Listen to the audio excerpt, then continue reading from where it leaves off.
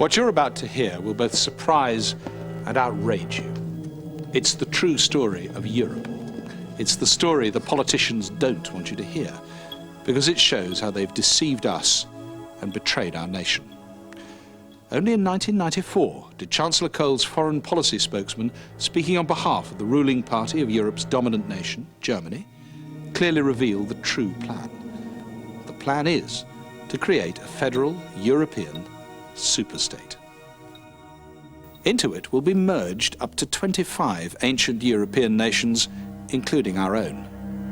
This new country, called Europe, will have one parliament, one government, one court of justice, one currency, one flag, and one anthem. That has been the plan all along. But those who favoured it knew the people of Europe would never accept it. They would never willingly surrender their freedoms to become just a province in a vast European superstate. So what did the politicians do? They conspired to keep the truth from the people. Take us. When we entered Europe, we were led to believe it was just a common market of independent nations trading with one another. Our government even reassured us with an official document known as a white paper. It gave us a clear undertaking. There would be no erosion of essential national sovereignty. And Edward Heath, the Conservative Prime Minister whose government took us into Europe, later hammered home the point when he said, "There are some in this country who fear that in going into Europe, we shall in some way sacrifice independence and sovereignty. These fears, I need hardly say, are completely unjustified." In fact, they were completely justified. Mr. Heath knew it, and here's the proof. Well before these reassuring statements were made, Mr. Heath received this letter from Britain's then Lord Chancellor, the head of our judiciary. It spelled out in black and white that the surrenders of sovereignty are serious ones and ought to be brought out in the open now. But Mr. Heath and his colleagues chose not to bring these vital facts out in the open. Instead, they hid them from the British public, and the politicians continue to do so. Now, in 1997, we can look back and see how the grand plan of the Eurocrats is taking shape, and just how far the politicians have already gone in surrendering our liberty.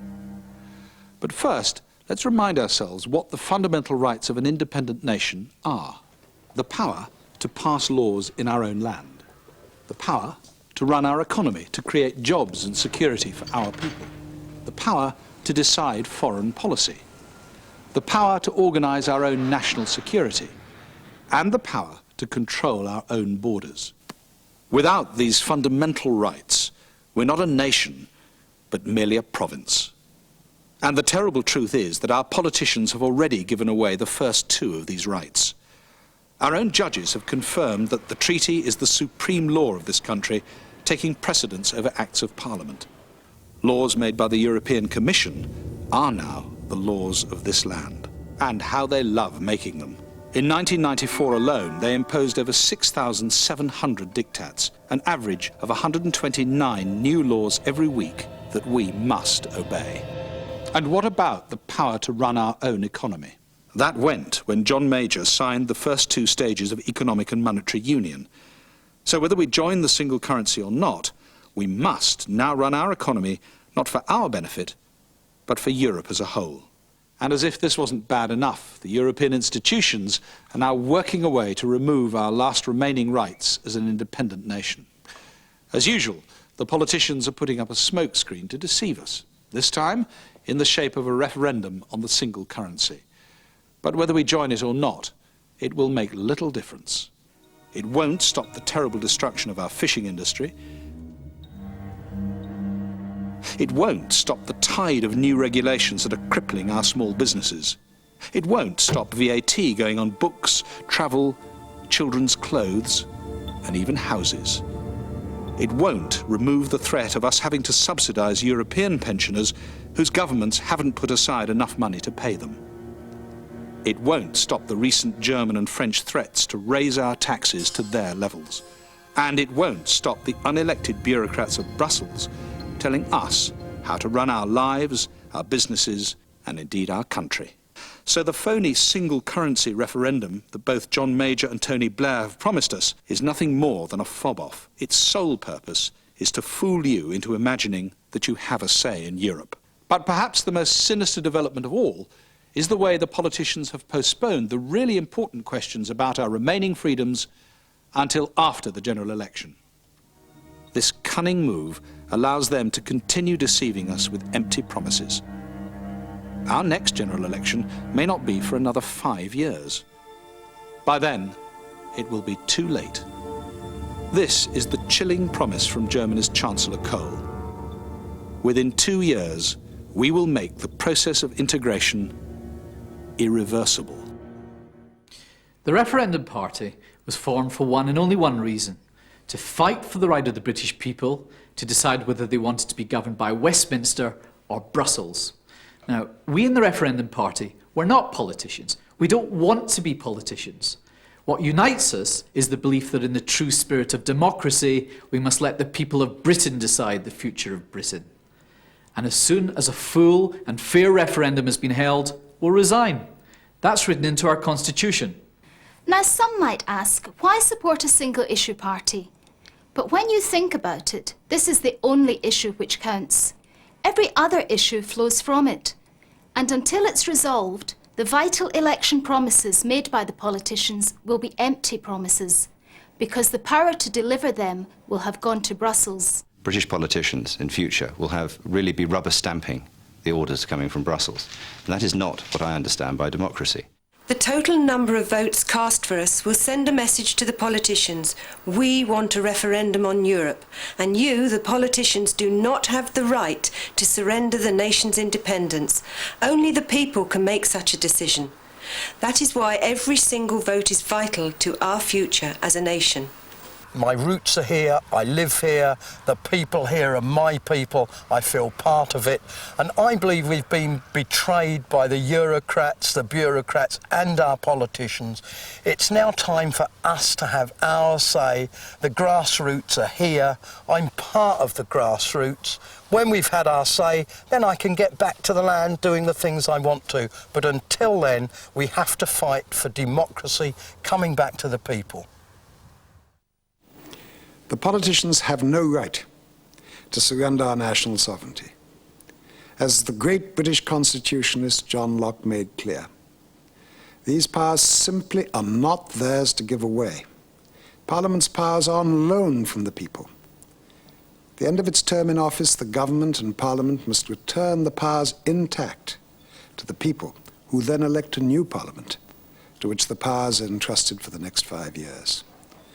We can only stop our politicians betraying our trust by holding a referendum which is legally binding on the government. A referendum will achieve two vitally important objectives. Firstly, it will clearly indicate to the government, whatever its political colour, exactly what the British people want. And the government will be legally bound to honour the popular verdict. And secondly, a referendum will heal the deep divisions that run right through the nation, dividing political parties, communities, and even families. Britain is fortunate, and its whole being is profoundly democratic. If there's a fair vote, the minority will accept the verdict of the majority. That power to heal is one of the greatest virtues of democracy. The sovereignty of this nation belongs to its people, and not to a group of career politicians. It is the people, and they alone, who must decide after a full debate and a public vote whether Britain should remain an independent nation or whether her future will be better served as a new country, the single European superstate, also known as the Federal Europe. Chancellor Kohl has said, as you've heard, that within 2 years he will make European integration irreversible. He stated, and I quote, "This is a really big battle, but it is worth the fight." Chancellor Kohl reminds us regularly that by irreversible he means forever. Let me make just one promise, just one vow. We, the rabble army, we in the Referendum Party, we will strive with all our strength to obtain for the people of these islands the right to decide whether or not Britain should remain a nation. And let us borrow from Chancellor Cole's words and accept his challenge. Yes, indeed, this is a really big battle, but it is worth the fight. Thank you very much.